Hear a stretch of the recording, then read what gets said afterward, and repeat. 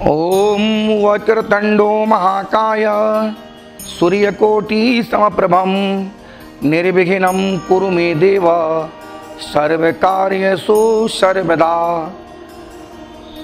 ओम गणपत्यै नमः।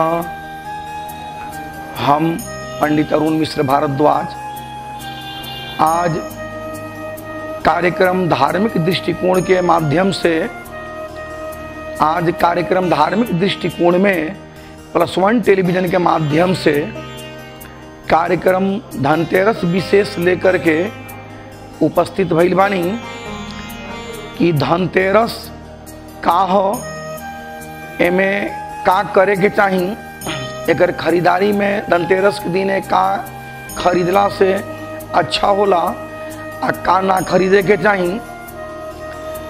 ए विषय में हम चर्चा करें अपने लोगन के समक्ष में कि धनतेरस दीपावली के 2 दिन पहले धनतेरस मनावल जाला। धनतेरस के दिन धार्मिक मान्यता के अनुसार भगवान धन्वंतरी जयंती भी मनावल जाला। धनतेरस के दिन छोटी दीपावली के रूप में भी मनावल जाला। शनिवार के दिन कार्तिक के कृष्ण पक्ष त्रयोदशी के दिन जेबा धनतेरस के त्योहार पड़ेला। आए दिने धनतेरस के शुभ समय में जेबा हर एक व्यक्ति के कुछ ना कुछ खरीदे के चाही, लेकिन ओहू में ना खरीदे वाला सामान भी होला आ खरीदे वाला भी सामान होला।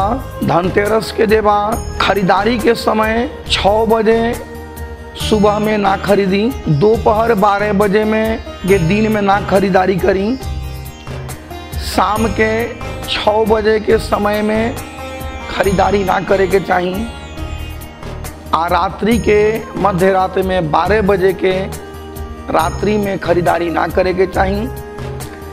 ऐसे कि प्रत्येक दिन के समय में जे बाद 6-12 ई 4 गो जौन समय होला एकरा के सूतक काल के समय मानल जाला। ए समय में व्यक्ति के जे बा भोजन, शयन, मैथुन, पूजा इत्यादि जे बा काम वर्जित होला। एमें ए सब समय में जे बा 6-12 के समय जौन बा ई सब काम जे बा ना करे के चाहिए, शुभ काम भी ना करे के चाहिए। धनतेरस के दिन मान्यता के अनुसार धनिया के खरीदारी करे के चाहिए, नमक के खरीदारी करे के चाहिए, कमलगाटा 5 गो या 7 गो या 9 गो खरीदारी करे के चाहिए, कौड़ी भी 5 गो 7 गो 9 गो खरीदारी करे के चाहिए, गोमती चक्र भी खरीदारी करे के चाहिए, 5 गो 7 गो 9 गो गोमती चक्र के भी खरीदारी करे के चाहिए। झाड़ू आ फूल झाड़ू ये दोनों के खरीदारी करे के चाहिए। फूल झाड़ू नियमतः 3 गो खरीदे के चाहिए, एगो पूजा कक्ष खतीरा, एगो रसोई घर खतीरा ने की किचन कहीं चाहे भंसा घर कहीं, आ एगो अन्य जितना भी घर बा समस्त घर खतीरा खरीदे के चाहिए। झाड़ू जे बा 2 गो खरीदी, एगो बाहर खतीरा जैसे पैसेज बा, दरवाजा बा, द्वार बा, ये सब माने घर के बाहर खतीरा, आ एगो घर के अंदर खतीरा जैसे छत बा चाहे हॉल बा, ये सब खतीरा। तो झाड़ू 2 गो आ फूल झाड़ू 3 गो खरीदे के चाहिए। तांबा के बर्तन या पीतल के बर्तन खरीदारी करी। मान्यता के अनुसार तांबा में शिव के वास होला, आ पीतल में भगवान विष्णु के वास होला। धन्वंतरी भगवान जब अमृत के कलश लेके निकलनी समुद्र के मंथन में जौन भई रहे वो बेरा देवदानों के मिल के जौन समुद्र मंथन कैले रहे लोग, वो बेरा धन्वंतरी भगवान जे बा अमृत के कलश पीतल के ही लेके जे बात निकलल रहनी। सोना चांदी भी खरीदी आवश्यकता अनुसार। ए दिने लोहा जैन्य पदार्थ, स्टील जैन्य पदार्थ, तेल के खरीदारी ना करे के चाहिए।